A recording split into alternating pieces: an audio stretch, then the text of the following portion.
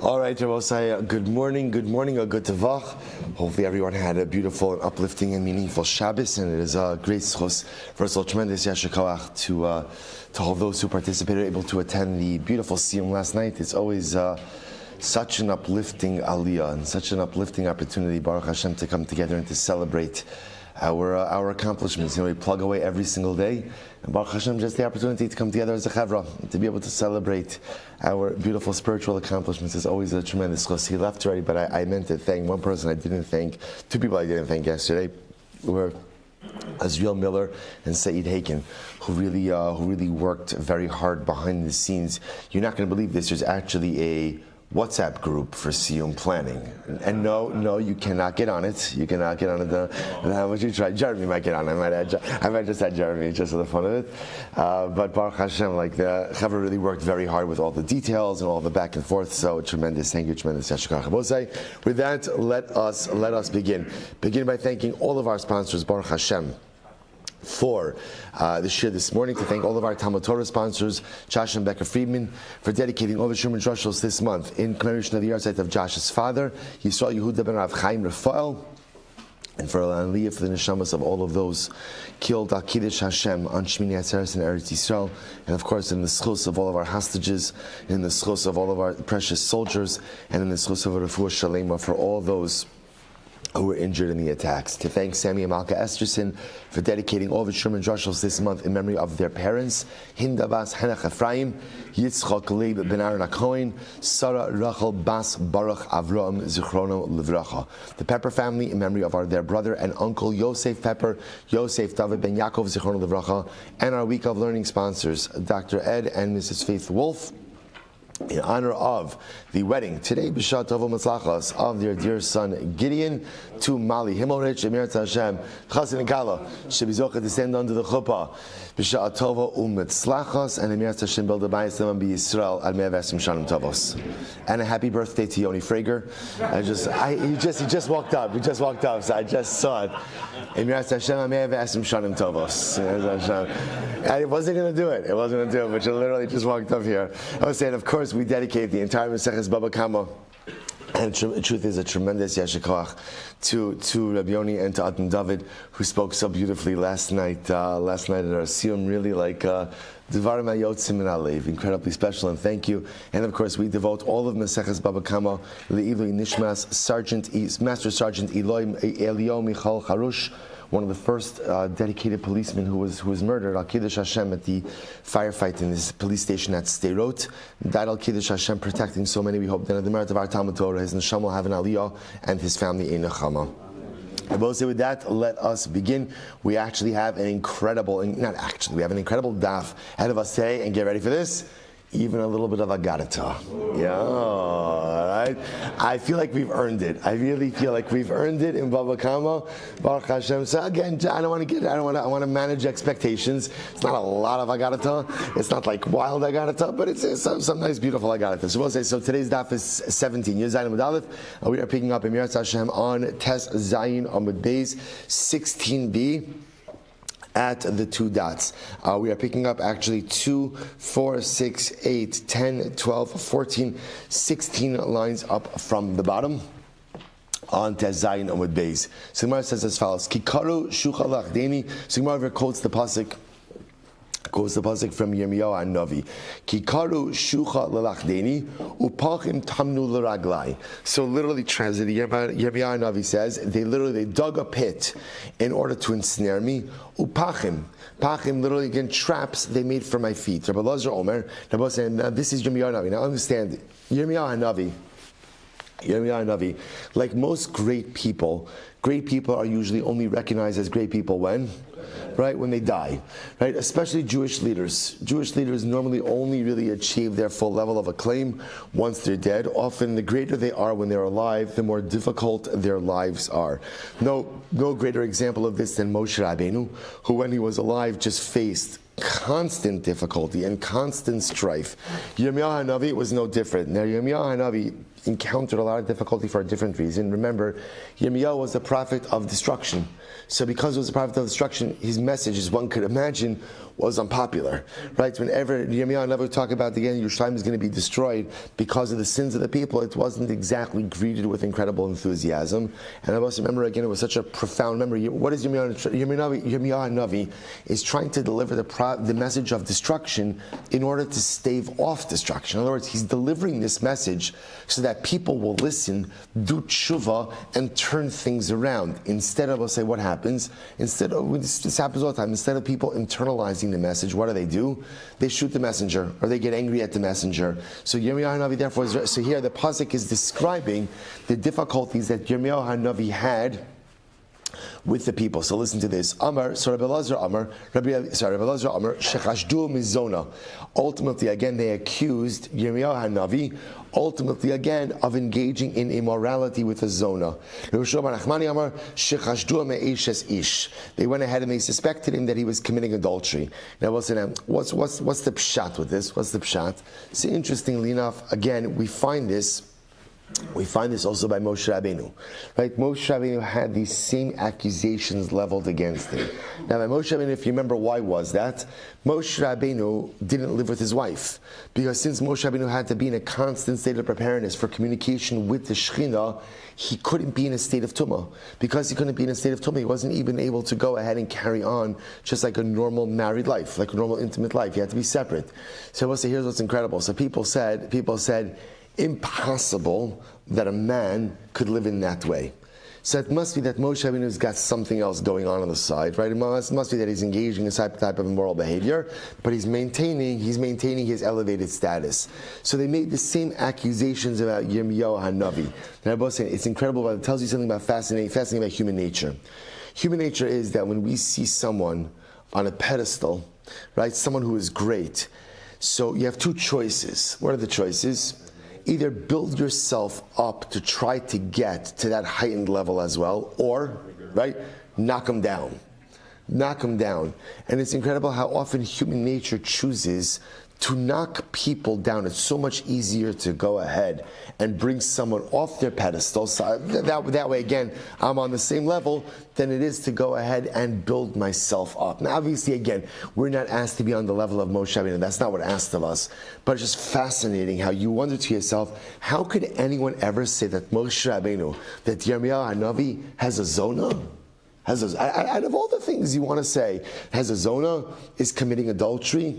But again, it's because when you see great people, I will say, great people a lot of times like awaken something very uncomfortable inside of us, which is, if that person could be great, then what? So can I. But I'm not. So how do I reconcile, I will say, it's incredible yesod. In general, in life, how do I reconcile the person I can become with the person I am? So you have one of two ways to do that. Either push yourself to become more, or just knock down the guy that looks greater, thereby taking the pressure off myself. Such an incredible yesod. So Gemara says this also. So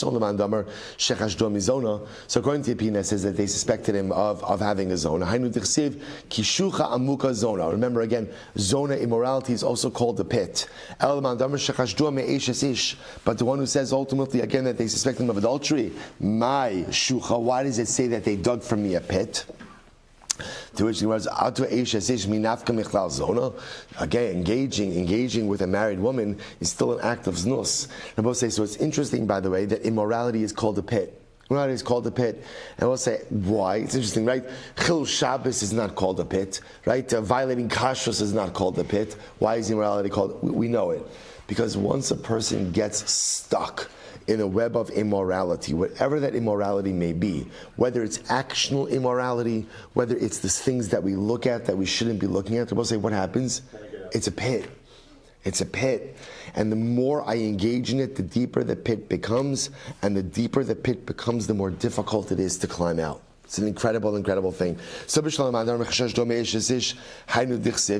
to this. According to the opinion that says that they suspected Yirmiyahu Navi of engaging in adultery, that's why the pasuk says, "V'ata Hashem yadata es kol atzasam alai lamos." Yirmiyahu Navi says, "Baruch, you know all the things they're saying, they're trying to put me to death. Why? Because immorality is a transgression which carries a death penalty. But the one who says ultimately again that they suspected him of engaging with a zona, my lamos, well, his relations with a zona is bad, but it doesn't carry with it a death penalty. To which the Gemara says, listen to this, shishlichu lebartit. I will say this is incredible. They threw Yirmiyahu into a tar pit. Right? By the way, it's not metaphorical. It's not metaphorical. They literally just threw him into a pit. That's how much they abused and that's how much they mistreated the prophet Yirmiyahu. So we'll say, so now Yirmiyahu Hanavi does something amazing. Yirmiyahu says, Yirmiyahu Hanavi literally says, now, as a result of being mistreated, ultimately by Klal Yisrael, so Yirmiyahu Hanavi davens to Hashem that Klal Yisrael should stumble over obstacles. Now, what obstacle is he davening for? So the Gemara says, so Amr Yirmiyahu Lefnei HaKadosh Baruch Hu, Ribono Shalom, Afilu B'Shah She'osin Staka, Hechshilim B'nei Adam She'enan Mehuganin, Kedei Shlo Yikablu Alein Schar. So Yirmiyahu Hanavi becomes so upset at Klal Yisrael that he says, HaKadosh Baruch Hu, place a stumbling block, that even when they try to do something good, for example, tzedakah, make it be that they give their tzedakah to someone who doesn't really need it, and therefore, again, they don't really get the mitzvah of tzedakah. And I will say, where else do you see this concept of a leader becoming so upset with the flock that he davens to HaKadosh Baruch Hu for the Moshe not to accept their service? Moshe Rabbeinu and Korach, right? This is what happens. In other words, I will say there is a level, as much as a leader is supposed to have boundless compassion, sometimes when the leader sees that the constituency or elements of it are acting in a way that is cancerous, like literally cancerous, to the rest of the klal, sometimes the leader has to take action to say, Chadash Baruch Hu, these people need to be removed. They need to be removed. So here Yirmiyahu Hanavi says, there's such deleterious behavior happening over here that Chadash Baruch Hu, don't even accept their Maaseh Tzedakah. How should you not accept their Maaseh Tzedakah? Have it be that when they try to do Tzedakah, they end up giving it to people who don't deserve it. Now, this happens to be a side discussion about what is the impact if you give tzedakah, and it turns out that Lamaisa, the person you gave tzedakah to, is a fraud. Unfortunately, these things happen. These things happen, right? I'm moved by a story, by a narrative. I give tzedakah, and then it turns out he was definitely in need. The person asking, what was he in need of? A vacation and a bank account in the Caymans, right? That's what he was in need of, right? So now I gave all this money, and what happens? So there's an interesting discussion in the poskim about whether or not one has fulfilled the mitzvah of tzedakah in that way. Certainly, one gets reward for the machshava, right? The machshava was good, but whether or not one gets reward for the mitzvah of tzedakah, when the tzedakah doesn't go exactly where it's supposed to, it's interesting discussions. Here, Yirmiyahu Hanavi says, Chadash Baruch Hu, make it be that even their mitzvah of tzedakah is void, that they end up giving tzedakah to the people who don't really need it. All right, incredible.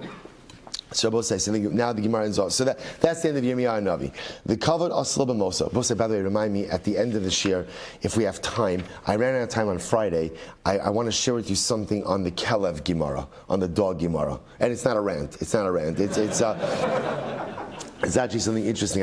Which because of the rant, I didn't get to on Friday. So if we have time at the end, I just want to go back to that. Anyway, I'm not going to go back to it now because otherwise I'm going to run out of time here. So says follows: covered asala b'mosa. So we'll say, now we're switching gears for a little bit. This Gemara now is talking about Chizkiyahu Hanavi. Chizkiyahu Hanavi. So we'll say, remember again, Chizkiyahu Hanavi was one of the most righteous kings, a great grandson of David HaMelech. The Gemara talks about how Chizkiyahu Hanavi could have been Mashiach. He could have been the Mashiach. We actually will say, just by the way, if you want to know how Chizkiyahu could have been Mashiach, coming attractions, come to Amud Yomi tomorrow night. Brachas Daf Yud Amud Aleph. We're actually doing the Gemara of Chizkiyahu Hanavi. Tomorrow night, Ma'ariv 8:50, Amud Yomi at 9 o'clock. We're literally doing this Gemara. Even if you don't want to sign up for Amud Yomi for the rest of your life, just come tomorrow night. It's Kidai. Anyway, the Gemara says as follows. So, I'm sorry? And there is seltzer, right? And there is seltzer, thanks to Shmuel Artman, multiple flavors and stuff you've never heard. Burnt orange, cranberry, yuzu. What was the yuzu one? Blood orange. What was yuzu? What was yuzu? Boysenberry. Oh, yuzu, Freusenberry. Whatever. It's very good. So I'm going to say as follows. The covet also. So we'll say, so remembering when Chizkiyahu Navi died, they gave him great covet in his death. So the Gemara says, what does it mean? How did they give him great covet in his death? Melamed show Shiva Yeshiva al Kivro. We'll say, listen to this. They made a yeshiva on his grave. That's how they gave covet to Chizkiyahu Navi. They made a yeshiva on his grave. Now, I'll tell you something interesting. Generally, that sounds very strange, right? Because, actually, let's finish up. Pligi bar Rabbi Nasser Rabbi Rabbanon, Chadamar Shlosha, top of Yuzayin, the Chadamar Shiva. So Rabbi say, it's a machlok is how long, Va'amri Shloshim, how long was the yeshiva there on the grave of Chizkiyahu Navi? Some say for 3 days, some say for 7 days, and some say for 30 days. They both say, what's fascinating about that? Generally, we have a concept that of loig l'rash, which means that we do not perform mitzvos within proximity to a grave. In other words, right, if you have your tzitzis out, you have to put your tzitzis in if you're a dalet amis. We generally, again, you don't do a shear by a kever, right, within the... So it's interesting, by Chizkiyahu Navi, they put a yeshiva on his grave. What's the pshat? They will say, what's the concept of loig l'rash? Loig l'rash means that you don't want to go ahead and be insensitive to the mace. That here again, I will say, what's the scariest part of death? The scariest part of death is not the cessation of life. Why? We believe in Olam Haba. So if you believe in a world to come, which is, then this whole world is just a corridor to that world, I'm not scared of death. The tragedy of death is the inability to perform mitzvos.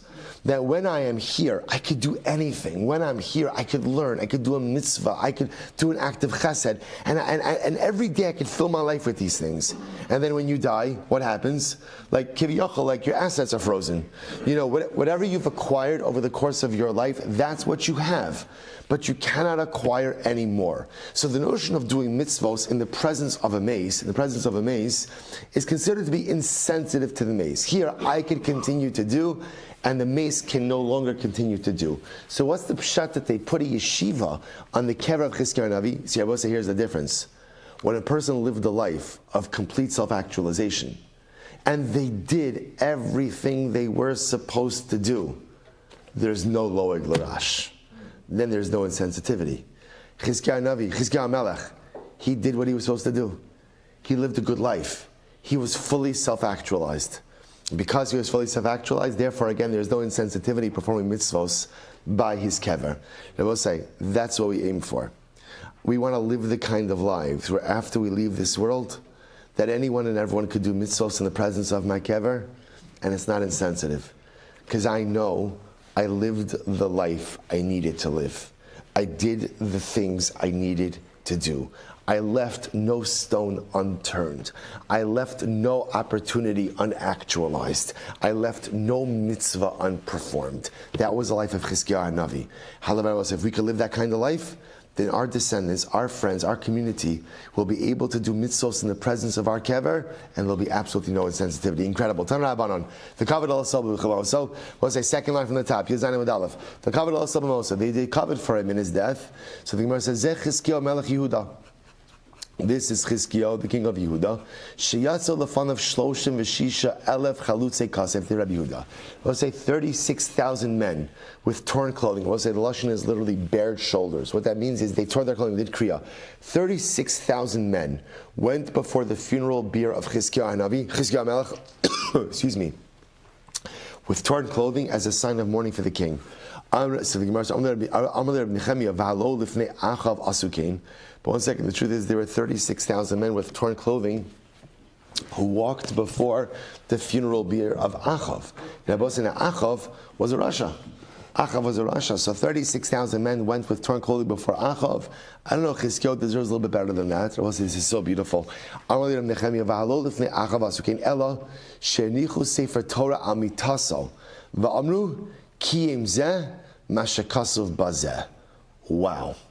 They will say, what did they do for Chizkiyahu, the king of Yehuda? They placed a Sefer Torah on his funeral bier, on the bed, on the stretcher, on the bed, carrying his body, and they made the announcement, Ki em zeh mashakasuv bazeh. This one performed everything that is written in this one. They will say, can you imagine that? Can you imagine living a life where as your body is being escorted out for burial, they place a Sefer Torah next to your body, and they make the announcement, this person was mekayim everything written in this. Incredible. Incredible, I will say. Va'idna nami avdina nachi. But the Gemara said, 1 second, even today, we do that for certain great people. To which the Gemara says, no. Afuki mafkinan alochi hanuchi lo manchinan. No, sometimes we'll take out a Sefer Torah. As a person is being escorted to burial, we'll take out a Sefer Torah and we'll say again, okay, this person went ahead and performed everything that's written in this. But lamaisa, we don't actually go ahead and place the Sefer Torah on the actual funeral bier itself. Maybe sometimes you'll say we even place the Sefer Torah on the funeral beer. Kiem lo amrinan. So Rabbi says, at most what we'll do is maybe we'll place the Sefer Torah on the funeral beer, but we don't make the announcement that this one, i.e. the person who passed away, fulfilled everything that's written in this, i.e. the Sefer Torah. So that was unique to Chizkiyahu Melech Yehuda. That not only, number one, they took out the Sefer Torah, number two, they placed it on the funeral beer next to him, number three, they made the announcement that this one, i.e. Chizkiyahu, was mekayim everything written in this, in the Sefer Torah. Incredible. Well, let's listen to this. Amar Rabba Bar Bar Chana. Hava azilna b'hadei Rabbi Yochanan. One time I was following Rabbi Yochanan, l'mishal shmaita, to discuss this particular situation. Ki hava ayala beis hakisei, and Rabbi Yochanan was going to the bathroom. Va'ava ba'ina minei milsa. I asked him a question. V'lo pashet lan, and he did not answer us. Ad mashi yadei umanach tefillin. So he went to the bathroom. He came out. He washed his hands. He put on his tefillin. V'mevarech, and he made a bracha on them. And then he answered the question.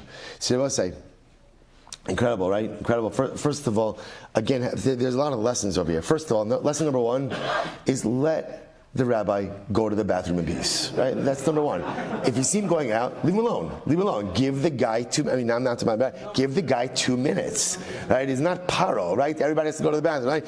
Give the guy 2 minutes. That's lesson number one. I will say, but on a different lesson, I will say how beautiful it is that, like, you see over here like an urgency, like to learn Torah, right? They're following the Rebbe, right? The Rebbe's going to the bathroom, he's coming out, the Talmidim are just waiting there, right? It's just such a beautiful thing. And they were talking about this particular sugya. So we'll say, there's a lot of beauty in this also, how you see Rabbi Yochanan, right, comes, right, takes off his tefillin, goes into the bathroom, comes out, puts his tefillin back on. It's interesting, by the way, that he makes a bracha on his tefillin again. It's another discussion. Okay, V'hadra Amralan. Right, so I said, first of all, take a quick look at Rashi. Rashi says over here, Ki hava ayla beis hakisei, kilomar zimna chada, ki hava ayla beis hakisei, amrlan hachi kayim, amrinon limeid v'lo, amrlan hachi kayim amrinon, limeid lo amrinon, v'limeid ala amar l'chizkiya, va'inna lo mishum kvoda l'chizkiya, d'limeid adam kayim. So I say, okay, let's see this on the Gemara. So what happened? V'hada amrlan, afilu kiyem amrinon, limeid lo amrinon. So here, interestingly enough, what Rabbi Yochanan said was like this. Contemporarily, we'll even go ahead and we'll take out a Sefer Torah, place it on the funeral bier, and even go ahead and make the statement, this one, the person who passed away, fulfilled everything written in this one. But you know what was unique about Chizkiyahu Bosai? They said limeid. He taught, this one taught everything that was written in this one. The Chizkiyahu didn't just learn it, and didn't just fulfill it himself, but what? He taught it to others. I must change the Gadol Talmud Torah. Shalimud mevi lidemaisa. But we learned. Mar said that learning Torah is great because learning brings one to action. Lo kasha hala migmar hala agmure. So I will say this is incredible. So there are two different levels when it comes to Torah. There's learning of Torah, and then there's teaching of Torah. So Rabbi said the highest level of learning Torah personally is learning and then translating that learning into action. Right? Lilmod al minas la'asos. Because Rabbi said, so just to be clear, is there a value in learning for learning's sake, even if it doesn't translate to action? Is there a value? Of course. Because I will say the beauty of Torah is that Torah fundamentally changes us as people. I will say, there are plenty of things that we learn that we do not internalize, right? And plenty of things that we learn that we do not allow to shape our behavior. We are often masters of cognitive dissonance. I have this whole body of knowledge, but I do not inculcate it into the way that I live. So at the end of the day, is that learning for not chas v'shalom? We'll say Talmud Torah learning is powerful even if it doesn't turn into something actional. Why? Because even if I don't transform it into actional dynamic activity, at the end of the day, it changes me as a person. That being said, the highest level of learning is learning which informs actions. Learning, right? Lilmod amanas lasos. Rabbi said there's even a higher level of learning that translates into action, and that is teaching. When a person ultimately goes ahead and teaches Torah, so then Rabbi say that's the highest level. That's the highest level. I don't, just a word about this, and therefore, kind of bring this full circle. What do they say about Chizkiyahu? What they said about Chizkiyahu Hanavi is not Chizkiyahu Melech. I'm sorry. Not only did this one learn everything that was written in this one, not only did this one internalize or actionalize everything that was written in this one, but this one Chizkiyahu taught everything that was written in this in the Torah. But remember, understand the Gemara Masechus Brachos. Again, by the way, I don't know if I mentioned, we're going to be doing this Gemara tomorrow night at Amud Yomi at 9 o'clock p.m. preceded by Marav at 8:50. If you're around, I would say so. Lamaisa, remember in the days of Chizkiyahu, everyone was conversant. The Gemara says even children were conversant in the laws of Tumah and Tara. I would say, you know what that means. Remember, how do you feel when we get to a Tumah and Tara sugya? Okay, you don't have to, right? And it's like, hey, well said, or well crafted, right? So in the days of Chizkiyahu, there was such scholarship in Torah that even children were versed in the laws of Tumah and Tara. Chizkiyahu was a Malamed. Chizkiyahu was a Rebbe. Chizkiyahu made sure that everyone learned Torah. So I'll say that was the greatest accolade, the greatest praise they give to Chizkiyahu. Not only did he learn, not only did he himself implement, but he taught. So the ability to say that one taught Torah, and I'll say just a word about this. People think that, who are teachers of Torah? So those are Rebbeim.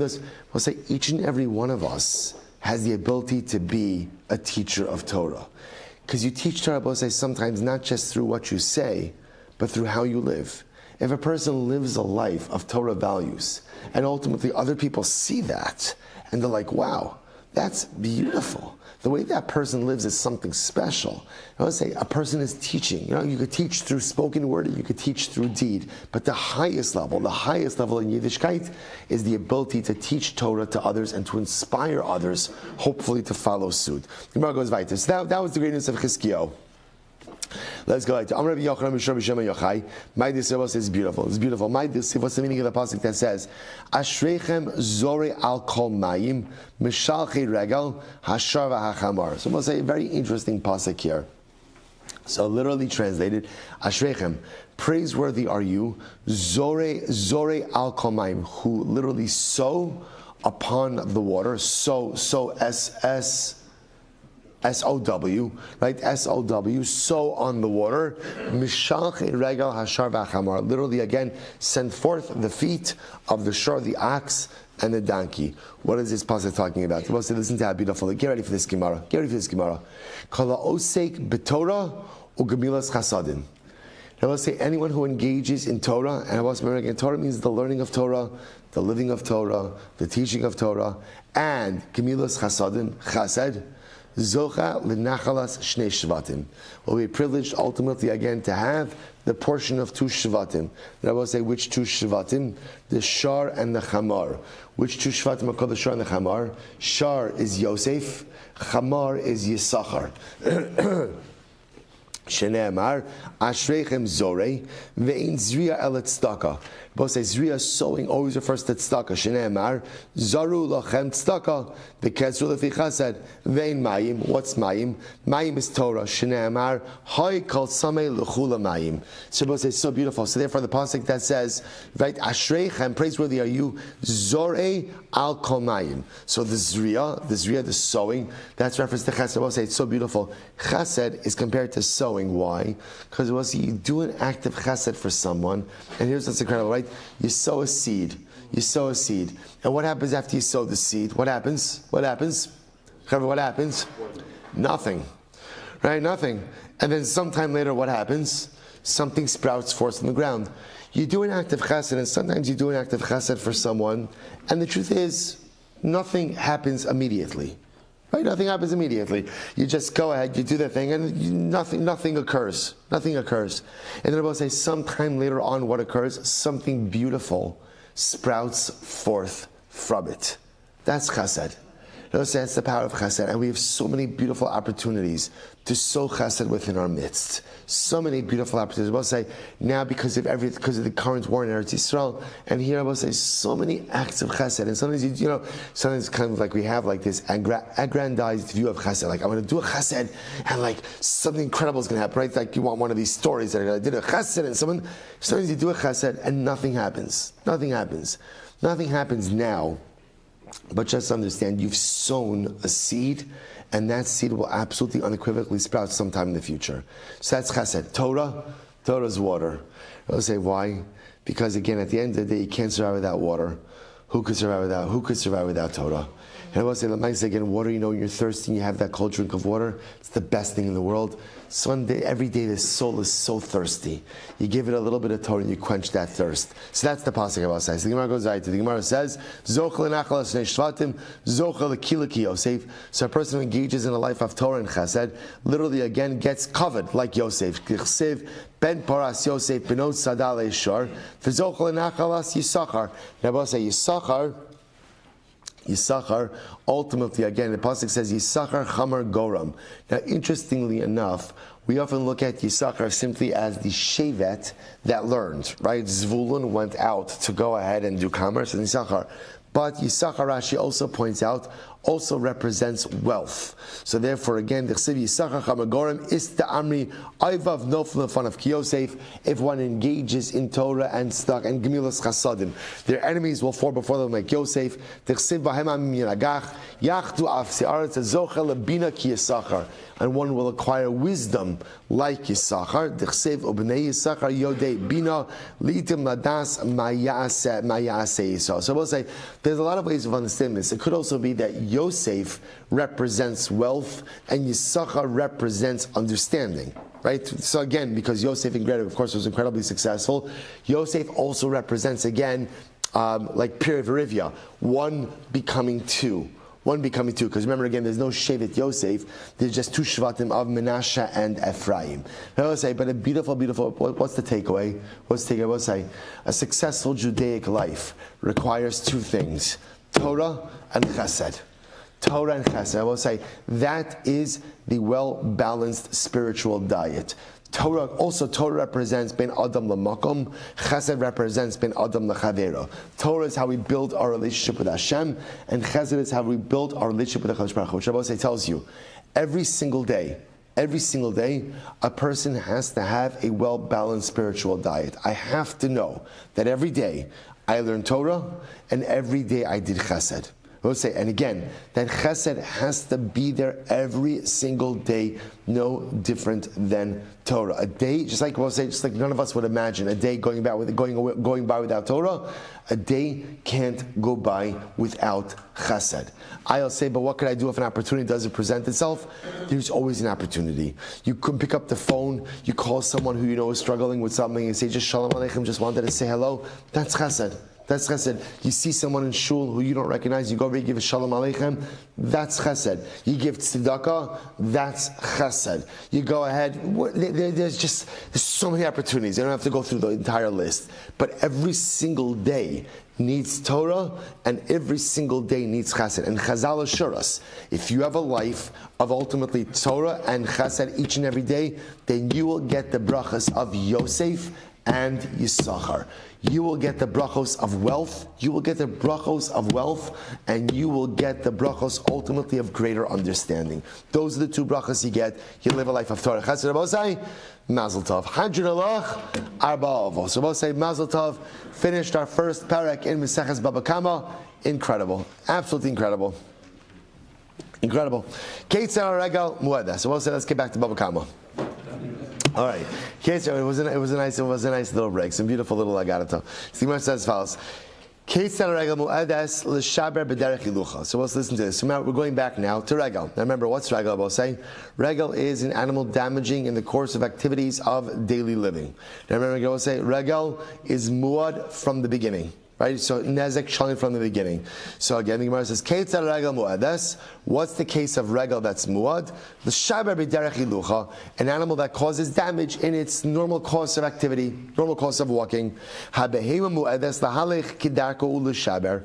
An animal is considered to be mu'ad, to go ahead and walk in its normal fashion and to break stuff. Now I will say, those first two statements seem to be repetitive. We'll see what they mean in the Gemara. Haisa meva'atas. Now I will say, now the Mishnah is introducing us to something else. Let's say the animal was kicking stuff around. Or, now we'll say, now remember, miva etes, kicking. What is kicking? What is kicking? Karen. Excellent. Kicking is Karen. What's the halacha by Karen? Chatzi nezek for a tam, nezek shalim for a muad. Or tsroros. Now we'll say, what's tsroros? Literally, again, the animal like kicks a pebble. So the animal is walking for a moment. The animal is walking, and what happens? It kicks a pebble. The pebble, pebble, right? The pebble is kicked up, and the pebble flies and breaks something else. That's called sroros. What's the halacha? V'shibras hakeleb mishalim chatzi nezek. So there's two things mentioned over. See, either keren tam, or sroros, kicking up a pebble, the pebble flying and damaging something, chatzi nezek. Darsa ala kli v'shabarto, if the animal tramples on a utensil and breaks it. V'nafal ala kli v'shibra. Now, I'll say this is an interesting case. So imagine my ox is walking, it tramples a kli. Then a shard from that kli goes flying and breaks a second kli. So we'll say, what's the halacha? Kli number one is what? Kli number one? Kli number one? Kli number one? Good. I feel like if I yell louder, you'll know the answer, right? Kli number one? Kli number one is Karen, right? I'm sorry, is Regel. Right? Kli number one is Regel. Okay, it's just so therefore it has a shalim. Kli number two, Tsroros. Right, so here we go. Ala Rishon Mishayim Nezek Shalim. So you pay complete damages for the first kli because that's Regel. Remember again, the animal is trampling on it, just walking on it. That's called Regel. Ala Achra Mishalim Chatzi Nezek. For the second kli, which is Tsroros, ultimately again Chatzi Nezek. Well, it's the last case. Hatarnagolim mu'adin lahalech kedarkan u'lashaber. Chickens are considered to be mu'ad, to go ahead and damage in the normal course of walking. How do chickens damage stuff? So we'll say, so that's, again, a normal case, chicken walking on stuff, we'll see that case. Haya delil kasha braglan. We'll say it's an interesting case. Let's say the chicken had like a string or a rope tied to its foot. Now what happened? Oh, shahaya mahades. Or ultimately, let's say the chicken is, I was going to say prancing, but chickens don't prance. Hopping, right? They hop, right? And as a result, they go ahead and break utensils. So we'll see about say that's chatzi nezek. Now we'll see exactly what that case is in the Gemara. Good, Rabbi say, beautiful Mishnah. Gemara, Amud Beis, Amud Ravina Rava, Hainu Regel, Hainu Behema. And Rabbi say, now when you look at the opening statement of the Mishnah, it seems to be fundamentally repetitive, right? Because remember again, how does the Mishnah read?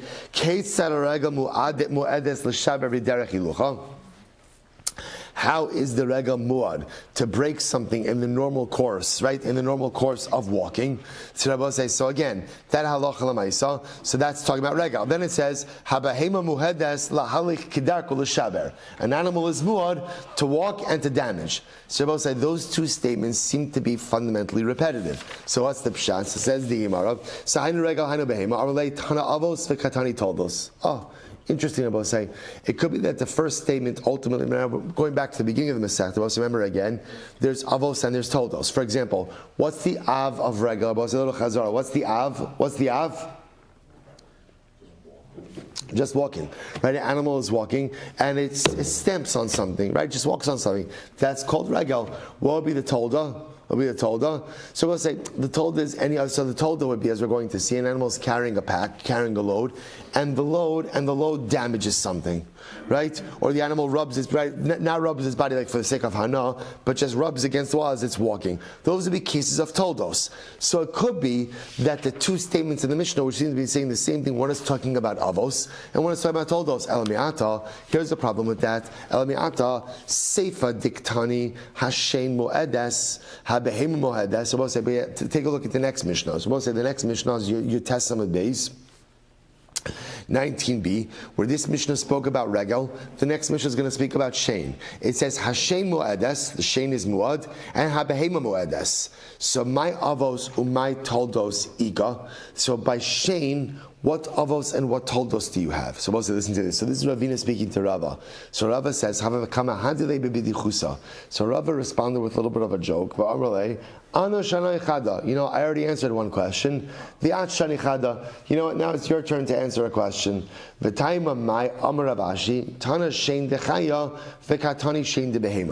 we'll say no. In the next Mishnah, which also has this redundancy, it's not redundant.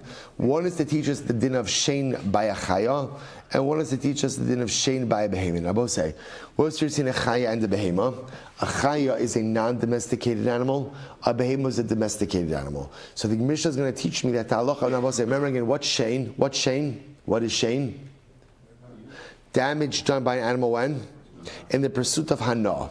The pursuit of benefit. So therefore the redundancy, so to speak, is not a redundancy at all. One is to teach me that shein applies ultimately again to a chaya, non-domestic animal. One teaches that it applies to a behema. So the Gemara says, why do I need both? I would have thought the shilach as beira ksib behema in chayalo. And I will say lashon by shein is the shilach as beira. I'm sending my animal, which indicates an animal that I have control over. What type of animal do I have control over? A behema and not a chaya. Kamash malan the chaya bechla behema. So therefore, the double lashon of the next Mishnah teaches me that in fact chaya is included in behema. I will say if that's the case, then the halacha of behema should be written first and then chaya, right? Because behema is the halacha that's stated in the pasuk. Chaya is learned out by extrapolation. To which the Gemara says, no. Hide the asli midrasha chavivle. The thing that Chazal learned out by a drasha, that's more near and dear, and therefore they go ahead and they put that first. Ihachi reisha nami listni ahid loksiv bereisha. If that's the case, in our Mishnah also, why don't you begin with a discussion of toldos and then go ahead and discuss avos afterwards? To which the Gemara says, no. Hachi hashta hasam idi v'idi avos ninu. Both say in the next Mishnah, both are avos. Both chaya and behema are both avos. And therefore, again, you could choose to put chaya before behema. Hach te asle midrasha chavivale hacha shavik av tani tolda. Both of it over here in our Mishnah, are you going to set aside the av and put the toldos first? That doesn't make any sense. The other possibility is idi disalik miregal pasach baregel. The other possibility, since the previous Mishnah ended off with discussion of regel, we begin over here by regel as well. Fine. Tan Rabbanan. So both say, so therefore again, halacha l'maisa, what we learn out is the two statements opening in the Mishnah, or the two opening statements of the Mishnah, which appear at first glance to be redundant, are not redundant at all. The first statement teaches me about the avos of regel. The second statement teaches me about the toldos of regel. Beautiful. Now we'll say, watch this brisa, very important brisa. Tan Rabbanan. Very exciting. Very exciting. Behema mu'edes lahalik kedarko l'shaber. We'll say, listen to this. A behema is muad to go on its way and to break stuff. It's on the Gemara as well say it's muad. It is normal for an animal in just its normal course of walking to damage stuff. Keitzad, what's the example of this? An animal walks into the property of the damaged party and what? Does damage v'zika begufa derech hilucha in its normal course of walking. So that would be a typical case, right? Animal walks in, right? My animal walks into Ruvain's chatzar and steps on a kli and smashes the kli. That's normal. Obesaira derech hilucha, or the hair, the mane of the animal, right? Flops. I don't know if I'm using the right animal terminology, right? But the main flaps around and damages something, right? Or bu'uk of shala, or with the saddle on it, or b'shliv shala, or the package that's on it, or with the bit in its mouth, or with the bell around its neck, the chamar b'maso, or if it's a donkey with the load on its back, mishalim nezek. I will say these are all considered to be. So in other words, an animal can end up damaging just in the normal course of walking with any of these items, and that's called normal. And therefore, again, I will say it's called regel, and therefore mishalim nezek shalim. Incredible. Then I will say, I watch this. You thought it's been exciting until until now. Watch. Here's where things heat up. Sumchus Omer. Sumchus comes along and he says, Tzroros, the Chazir Shay Nover Ba'ashba. What does it say? Tzroros. Remember, what are Tzroros? What are Tzroros? Animals, typical case Tzroros, animals walking. In the course of walking, animal kicks up pebbles. A pebble goes flying. And what Rabbi saying? And goes and smashes a kli. So Rabbi say, by the way, okay, well, we'll come back to it.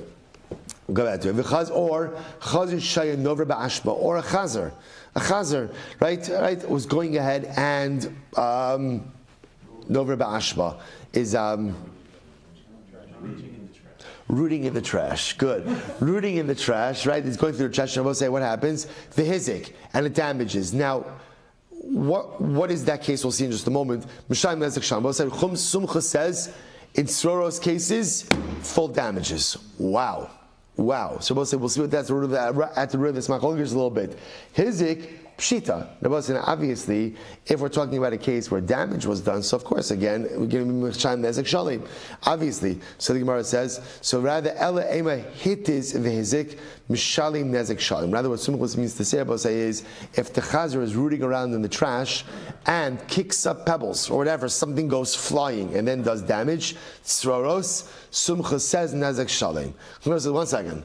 Tzroros mandikar shmayo. Why bring up Sumchus? Why bring up tzroros? That wasn't the topic of the brisa. The topic of the brisa, I both say, was straight out cases of what? Regal damage. Talking about the animal doing damage with its feet, with its body, with its load, right, with the bell. So why bring up tzroros? When it says, you're right, there was a piece missing. Here's how you have to read it. Here you go, both say, tzroros ski archayu chatzi nezek. Both in general, we hold that tzroros, a normative case of tzroros. We'll say, what's a normative case of tzroros? Allah, the animal's walking, right, doing whatever it's in its normal course, kicks up a pebble, the pebble goes flying, the pebble causes damage. So that pays chatzi nezek. Chazer, v'chazer shayin over ba'ashpa, or a chazer that was rooting around in the ashpa, in the garbage, v'hitis, and also kicks up a pebble, v'hizik, mishalim chatzi nezek. Sumchus omer, tzroros, v'chazer shayin over ba'ashpa, v'hitis, v'hizik, mishalim chatzi nezek shalim. So we'll say, so what the Bryce is alerting us to, we'll say, is there is a machlokes by tzroros. Now, what that machlokes is, wait one more second, we're going to see it. But I will say, but there is a machlokes by tzroros. Tana Kamma, Rabbanon hold, tzroros is chatzi nezek, half damages. Sumchus hold is nezek shalim. What's going on over here? Here we go. Tana Rabbanon. We're not finished. Let's go a little bit more. Tana Rabbanon. I don't want to explain the machlokes just yet because the Gemara is going to do it. Tana Rabbanon. All right, fine. I'm going to do it right now. Listen to this. So we're going to see that tzroros is a halacha l'Moshe Misinai. That tzroros pay chatzi nezek. Even though tzroros are really regal. It's really regal, but there's a halacha l'Moshe Misinai Sanaitic law that says tzroros are chatzi nezek. Now, here's what's incredible. Sumchus disagrees. Apparently, Sumchus had a different Mesorah, and he felt that at the end of the day, tzroros are not halacha Moshe Misinai. And I will say, now the truth is, why would you say ultimately again that tzroros are nezek shalim? Because l'maisa, it's regal. It's just regal, right? So because it's regal, therefore regal is muad from the beginning, nezek shalim. So we're going to see, and it's really interesting because you don't see this too often, where there's a machlokas in a halacha l'Moshe Misinai. The Tana Kamma, everyone's saying that tzroros is a halacha l'Moshe Misinai. And the halacha l'Moshe Misinai says that even though this is something that normally should be nezek shalim because it's regal, halacha l'Moshe Misinai says it's chatzi nezek. Sumchas disagrees and he holds it is not halacha l'Moshe Misinai and therefore nezek shalim. Okay, good. We're going to see it explicitly later on, but I want to give it to you now. Tana Rabbanan, here we go. Great brisa. Tana golon shayim mafrichin mimakom l'makom. We'll say, right? So Tanagal, the chickens are mafrichin. Mafrichin literally means flying from one place to another, hopping from one place to another. The shibru kelim bekadfeh. There's incredible Musar Haskell in that also. I just want to point out, let's say, if a chicken has the ability to be mafriach, to hop from one place to another. In other words, a chicken has the ability to say what? I don't want to be here anymore. I want to move myself somewhere else. Chicken has the ability. And instantaneously a chicken could say, I'm moving. Let's say if a chicken has the ability to do that, A chicken who doesn't have a neshama, chicken who does not have a bardas, if the chicken could move itself from one place to another just like that, Allah has Kamma v'Kamma will say, if we make the choice to move ourselves from one point to another, I no longer want to be in this spot in life. I no longer want to be this kind of guy. I no longer want to be in this particular situation. I could choose to move myself as well. If a chicken literally can be mafriach, mimakum lemakum, then Allah has Kamma v'Kamma. I, who has das, I, who has in the neshama, have the ability to move myself in life as well. Such a musraska. I would say, as the chicken is moving itself, what does it do? It goes ahead and it knocks over or smashes utensils with its wings. Nezek shalim. Then I will say that's full nezek, right? That's full nezek. Because again, I will say, what is that? What is that? That's regal. It's regal. However, watch this. Beruach shebekanfeyen. What happens, Rabbi say, is when the chicken is moving itself from one place to another, it starts flying, it's hopping, so it moves its wings, and the airflow from the wings knocks over a utensil and breaks it. So the chicken never has direct contact with the wings, but the air generated from the flapping of the wings ultimately again breaks the utensils. Then I will say, what is that? Chatzin. I will say, why? What is that? What is that? That's called sroros. That's called sroros. It's not a tolda. Why isn't it a tolda? Because there's no direct contact between the animal and the kli. Remember, you're going to say the whole chap of sroros is that the animal itself is not doing the damage, but rather the animal has generated a force which results in damage. Whether that force is a pebble or whether that force is air. So I will say, see, now we're getting a different definition. So there is regel is when the animal damages in the normal course of action, the animal damages directly. Sroros will be any case of what we call koach gufo. So there's a koach that comes from the body of the animal, but it's not the body of the animal itself that does the damage. Incredible. So it could be the wind of the wings, or it could be a pebble that it picks up. So chatzi nezek, that's called sroros. We'll say first white line, sumchas omer nezek shalim. Sumchas says, complete nezek shalim. So thank you, the braysa. Tenagol shayim ahad sin agabe isa v'agabe peros atinfu o nikru. So let's say a chicken is hopping on top of a dough, or on top of peros. And you know what happens when chickens hop on stuff. We all know what happens, right? They soil the dough, or they soil the fruit. What's the halacha? Or nikro, they make holes in it. What's the halacha? So we'll say, regal.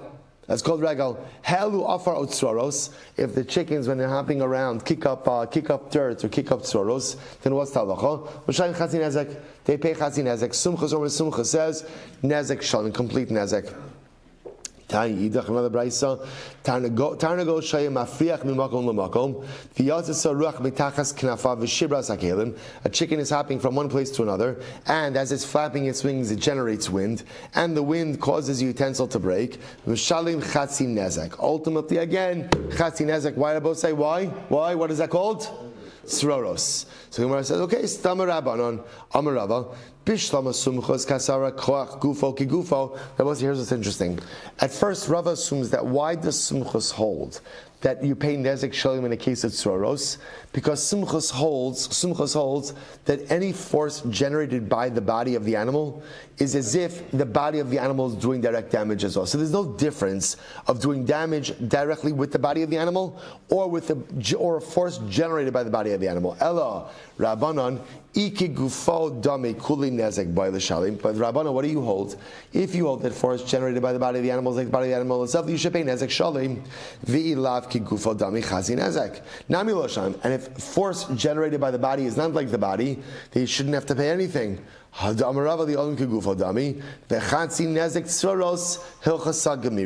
say here it is. What's unfolding over here? So I'll say what's unfolding over here? What's unfolding over here? Everyone agrees. This is very important. Everyone agrees that halacha l'maisa. So the halacha is that koach gufo ki gufo dami. That ultimately a force generated by the body of the animal is what? Just like the body of the animal itself. If that's the case, then why is sroros chatzi nezek? And the answer is halacha l'Moshe Sinai.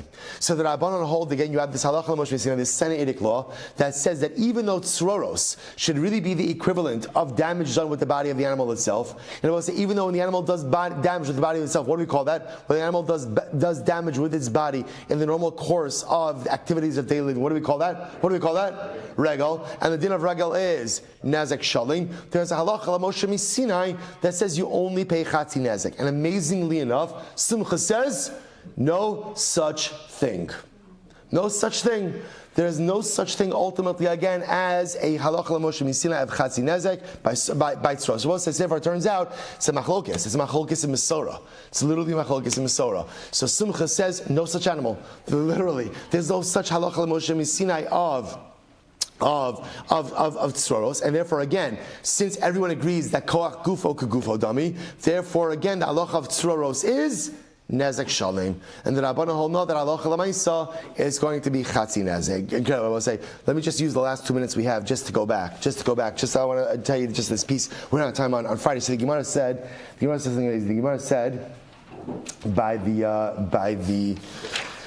by the dog, right? No one forgets this. Rabbi Nosson says, minayin, again, minayin shlo yegadol adam kelev ra besoch beiso. Right? So literally translate, how do you know that a person should not raise a bad dog in his home? So in Pashtus, what Chazal are telling us is that halacha l'maisa, do not raise a damaging force in your home. So I've quoted to you a number of times in the past. The Maggid of Mezrich has a beautiful idea in the pasuk in by Yitzias Mitzrayim. The pasuk says, "U'lechol b'nei Yisrael lo yecharatz kelev l'shono." When Klal Yisrael left Mitzrayim, ultimately, again, the pasuk says that the dog won't even wag its tail. Right? In other words, or wag its tongue. So the Maggid says something beautiful. The Maggid says, "L'chol b'nei Yisrael." What does it mean to be a Jew? Lo yecharatz. We'll say, what's a charetz? A charetz is a furrow. Lo yecharatz. So kelev l'shono. He says kilev l'shono. Kilev l'shono. He'll say the whole yesod in Yiddishkeit is that there has to be a perfect equilibrium between ultimately, again, my heart and my lashon. In other words, and it's not just my lashon. A lot of times in life, we feel a certain way, we believe a certain way, but those beliefs don't necessarily express themselves in the way we talk, in the way we act. There's a charis, there's a furrow between my heart and between my tongue. So the furrow between the way I believe and the way that I express myself. There has to be symmetry for a yid. Right? Not kelev l'shono, kilev l'shono. So we'll see, you see that any time you see the word kelev, anyway, you see the word kelev, you have a little bit of homiletic license to also read it as kilev. So we'll say, what are Chazal telling us? This is incredible. Rabbi Nosson says, minayin shelo yigadol adam, not kelev ra besoch beiso, but kilev ra besoch beiso. Now let's say a person has to make sure not to go ahead and raise a negative heart within his home. Now let's say, what does it mean? That a person sometimes, it's the natural default to bear animosity. It's the natural default to bear grudges. It's the natural default to harbor ill will towards others. It's just the way that, for whatever the reason, Kadosh Baruch Hu programmed us. And I will say, we can see especially now, like, we're living in times of such unprecedented achdos. I really think, I'm not a historian, but I think, like, literally, since the Beis HaMikdash was destroyed, to feel such a sense of unity in Klal Yisrael. Then what happens? Someone does something I don't like. Someone says something I don't like. And it's so easy, like, we jump, we pounce, we go, and we're willing to go ahead and, like, throw away the entire beautiful lave because someone did or said. It's, again, the Gemara says, Rabbi Nosson says, "Minayin shlo yigadol adam kelev ra besoch beiso." Don't do it. Don't do it.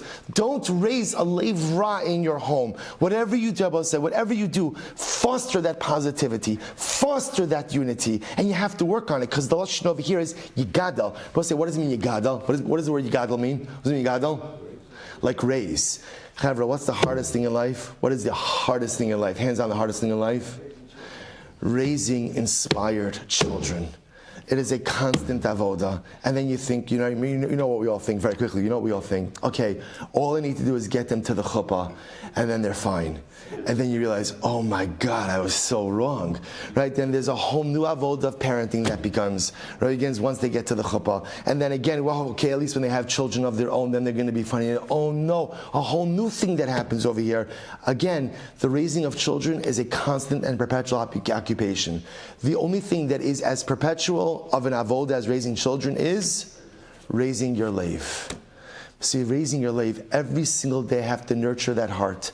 Every single day I have to nurture those feelings. Again, there's a tsar gidel lave. It's so easy for that lave to turn ra. It's so easy for that lave to turn negative and to foster negative feelings or ill will towards my fellow Jew. Rabbi Nassan says, Minayin shelo yigadol adam kilev ra b'soch beso. Don't do it. Whatever you do, make sure that the heart that you're raising inside your home, the heart that you're raising inside yourself, is only filled with positivity, only filled with good, and only filled with boundless Avas Yisrael. All right, I will say Shkoyach. We'll stop over here. Credible Gemara.